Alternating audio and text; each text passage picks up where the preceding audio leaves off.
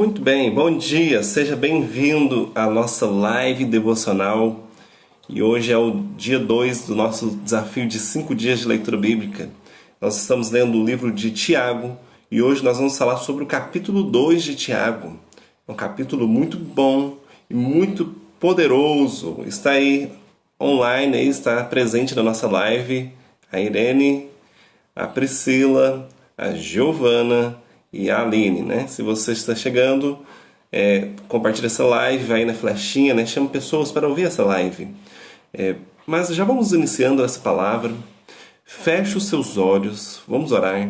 Vamos iniciar lendo a palavra, mas antes de tudo, orando e nos conectando com Deus. Feche seus olhos. Senhor, muito obrigado, Pai, por esse dia. Muito obrigado, Pai, por este momento de poder compartilhar a sua palavra, Pai, através da tecnologia. Obrigado porque o Senhor cuidou de nós nessa noite, ó Pai. Nos enche do Teu Espírito Santo, ó Pai, e nos fale através da Tua palavra. No nome de Jesus, ó Pai.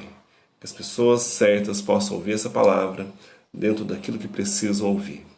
A oração que eu te faço e agradeço no nome de Jesus. Amém. Amém. Capítulo 2 de Tiago. No capítulo 2 de Tiago, a primeira coisa que ele nos fala é sobre acepção. Acepção de pessoas. Então ele fala da seguinte forma. Vou ler alguns trechos. Fique aí comigo. Acompanhe com a sua Bíblia, se possível. E ele nos diz assim: Meus irmãos, como crentes em nosso glorioso Senhor Jesus Cristo, não faça diferença entre pessoas, tratando-as com parcialidade. Suponha que na reunião de vocês entre um homem com anel de ouro e roupas finas, e também entre um pobre com roupas velhas e sujas. Se vocês derem atenção especial ao homem que está vestido com roupas finas e disserem: aqui está um lugar apropriado para o Senhor, mas disserem ao pobre: você fica em pé ali, ou sente-se no chão junto ao estrado onde ponho os meus pés. Não estarão fazendo discriminação? Fazendo julgamentos com critérios errados? Então, olha só. Primeira coisa que nós devemos entender aqui. Para quem Tiago estava escrevendo? Tiago estava escrevendo para os judeus convertidos. Os judeus convertidos. E ele estava falando a respeito de algo que estava acontecendo. Então ele estava falando o seguinte tema. Olha, nas reuniões de vocês, lá nas sinagogas, eu já vi o que está acontecendo. Quando chega uma pessoa rica, com um anel de ouro, ou de posição privilegiada, vocês dão uma atenção maior para ele.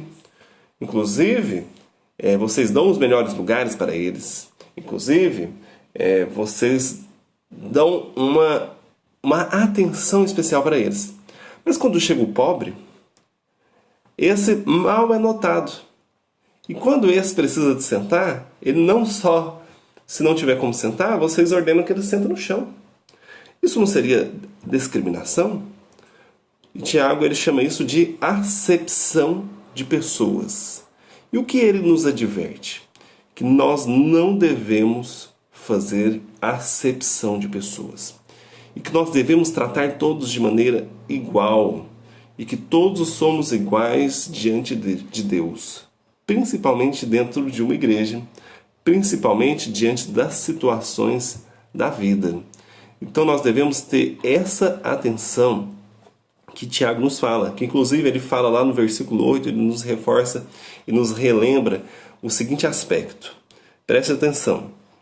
Tiago 8. Se vocês de fato obedecerem à lei do reino encontrada na Escritura que diz: ame o seu próximo como a si mesmo, estarão agindo corretamente. Então ele ainda nos questiona, né? Você ama o seu próximo? Porque se você ama o seu próximo, jamais você fará acepção de pessoas. Então, se você cumpre o que Jesus resumiu a lei, o que Jesus falou a respeito da lei, que é o quê? Amarás o seu Deus sobre todas as coisas e ao teu próximo como a ti mesmo, como que você é capaz, como que nós somos capazes de fazer discriminação? Então a advertência de Tiago é o seguinte: nós não devemos fazer acepção de pessoas, nós devemos amar as pessoas, os nossos relacionamentos devem ser cheios de amor e de misericórdia. E o nosso tratamento não deve ser especial com aqueles que são ricos, e ele deve ser igual tanto para pobre quanto para rico. Não deve existir essa diferença, porque se há essa diferença, está errado. Aí existe um problema. Aí não existe o amor. E aí não existe a misericórdia. Não existe o amor para com o meu próximo. No versículo 9 ele diz o seguinte: mas se tratarem os outros com parcialidade, estarão cometendo pecado e serão condenados pela lei como transgressores. Pois quem obedece toda a lei, mas tropeça em apenas um ponto, torna-se culpado de quebrá-la inteiramente. Pois aquele que disse, não adulterarás, também disse, não matarás. Se você não comete adultério, mas comete assassinato, torne-se transgressor da lei. Falem e ajam como quem vai ser julgado pela lei da liberdade, porque será exercido juízo sem misericórdia sobre quem não foi misericordioso. A misericórdia triunfa sobre o juízo. Aqui ele fala o seguinte: se vocês estão preocupados em cumprir a lei, né, não adultera, não rouba, mas você não é misericordioso, mas você faz acepção de pessoas, então você está quebrando toda a lei. Aqui ele está nos advertindo sobre a importância de se cumprir toda a lei, e não somente a lei parcialmente, ou somente os pontos que me interessam. Era algo que estava acontecendo. Os fariseus, né, inseridos ali no meio dos judeus convertidos, tinham uma leve tendência de querer cumprir a lei, ou cumprir a lei de maneira que fosse favorável para eles, mas se esquecendo dos demais aspectos sobre a lei. Mas Jesus, ele não aboliu a lei, ele aperfeiçoou essa lei. O que acontecia muito naquela época é que as pessoas não entendiam. Quando nós lemos o Sermão do Monte, em Mateus 5, Jesus mesmo diz, né? Vocês ouviram o que foi dito pelos seus antepassados, porém não entenderam. Porém vocês não creram no que realmente aquela palavra queria dizer. Por quê? Os fariseus distorciam a lei de maneira que era favorável para eles. Então nós devemos nos atentar que toda a lei deve ser cumprida, e não somente parte dela. E que a misericórdia de Deus será exercida sobre as nossas vidas, de acordo com a misericórdia que nós exercemos sobre a vida das demais pessoas. Então, esteja atento a isso. Faz uma ligação entre um ponto e o outro. E o nosso último ponto que ele vai falar aqui, o Tiago é um livro bem objetivo, né? Bem curto, bem rápido, né? Rapidamente a gente lê, rapidamente acontece a live, mas importante também, faça suas próprias reflexões. Enquanto eu estou aqui falando, faça suas próprias reflexões, leia, se você não leu, leia depois, mas coloque comentários aqui também se você tem algum insight a respeito desses assuntos. Continuação, versículo 14. Aqui ele mudou o assunto para fé e obras. Aí ele diz o seguinte: de que adianta, meus irmãos, alguém dizer que tem fé se não tem obras? Acaso a fé pode salvá-lo? Se um irmão ou irmã estiver necessitado de roupas e do alimento de cada dia, e um de vocês lhe disser, vá em paz, aqueça-se e alimente-se até satisfazer-se, sem porém lhes dar nada, do que adianta isso? Assim também a fé por si só, se não for acompanhada de obras, está morta. Mas alguém dirá, você tem fé, eu tenho obras. Mostre-me a sua fé sem obras, e eu lhe mostrarei a minha fé pelas obras. Você crê que existe um só Deus? Muito bem, até mesmo os demônios creem e tremem. Fé e obras. esse texto aqui é até considerado bem polêmico assim, no meio evangélico, né, para quem conhece mais, porque o evangelho, porque nós somos justificados pela fé. E quando o Tiago fala aqui, a primeiro momento, nós entendemos o seguinte: então não basta ter fé, tem que ter obras. Ou se eu tenho que ter obras, depois ter fé. Mas aí é onde nós temos que ter cuidado com a interpretação a respeito desse texto. Porque ele nos diz o seguinte, que existe dois tipos de fé. A fé palavras e a fé que se manifesta em atitudes, em obras expressas em nossas vidas. O que seria uma fé por palavras?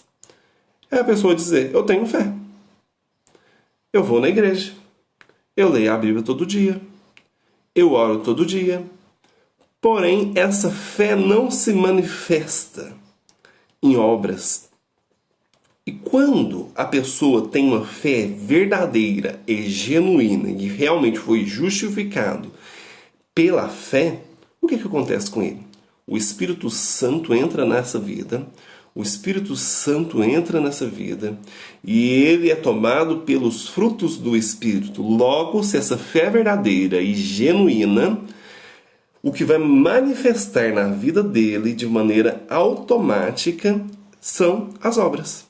Então o que Tiago queria dizer aqui é o seguinte, porque vocês estão dizendo aí que tem fé, isso ele falando para os judeus. Vocês estão dizendo que tem fé, mas vocês só são pessoas religiosas. Só estão dizendo de boca para fora. Porque quando eu olho para a vida de vocês, eu não vejo as obras. Eu não vejo o fruto do Espírito. Eu não vejo o amor. Eu não vejo a bondade. Eu não vejo o cuidado.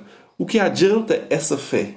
Porque essa fé que vocês estão falando sem frutos, essa fé que vocês estão falando sem ser cheio do Espírito Santo, é uma coisa morta. Do contrário também, gente, nós temos que ter cuidado. Do contrário também não é verdadeiro, não é genuíno. Porque o que as pessoas fazem com esse texto é o seguinte: então eu vou praticar muitas obras e a fé, do contrário, não funciona. A fé não vai vir porque você praticou muitas obras. Mas do contrário funciona. As obras virão, as suas ações, as suas manifestações virão por conta da sua fé. Mas a fé não virá por conta de muitas obras que você vai fazer. Então nós devemos nos atentar, você deve se examinar. Você tem sido uma pessoa que tem fé por palavras? Ou você é uma pessoa que tem uma fé que se manifesta em obras e em ações na sua vida? Então essa é uma reflexão muito forte que eu quero trazer para você hoje.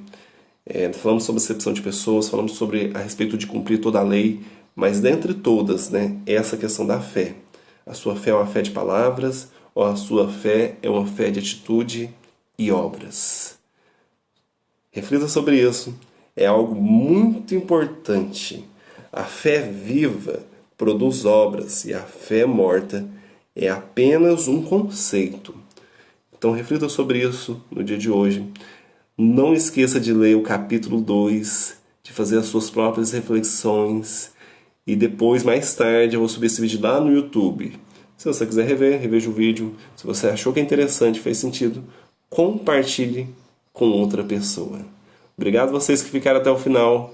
Obrigado aí, vocês que estão aí. Ana Cláudia, Suelen, Fabiana, Irene, Priscila, Soraya e Aqui eu não consegui ver o nome de quem é a pessoa, não. Mas estão aqui um rapaz aqui na nossa live.